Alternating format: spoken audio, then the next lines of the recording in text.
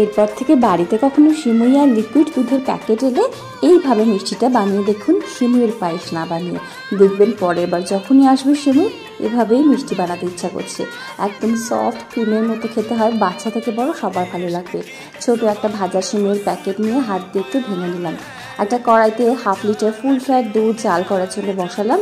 দুধটা জাল হতে হতে অন্য একটা কড়াইতে 1.5 টেবিল চামচ ঘি গরম করে সিমুইটাকে 1 মিনিট নাড়াচাড়া করে একটা 10 টাকার গুঁড়ো দুধের প্যাকেট, 1 টেবিল চামচ চিনি আর 1/2 কাপ লিকুইড দুধ দিয়ে সিমুইটা সফট হয়ে এলে নামিয়ে যে বাটিতে সেট করতে দেওয়ার ইচ্ছা আছে সেই বাটিতে নামিয়ে সেট হতে দেবো।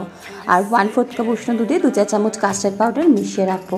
এদিকে দুধটা জাল হয়ে গেলে 1 চা চামচ চিনি, মিষ্টিটা আন্দাজ মতো দেবেন। আর কাস্টার্ডের মিশ্রণটা দিয়ে এরকম কাস্টার্ড তৈরি করে মিশ্রণটাকে একটু উষ্ণ করে নিয়ে সিমুইয়ের ওপরে দিয়ে ফ্রিজে রেখে 1/2 ঘন্টা সেট হতে দেবো। উপর থেকে আমি আরেকটু ভাজা সিমুই আর কেশর দিয়ে সাজিয়ে দিয়েছি। ব্যাস রেডি।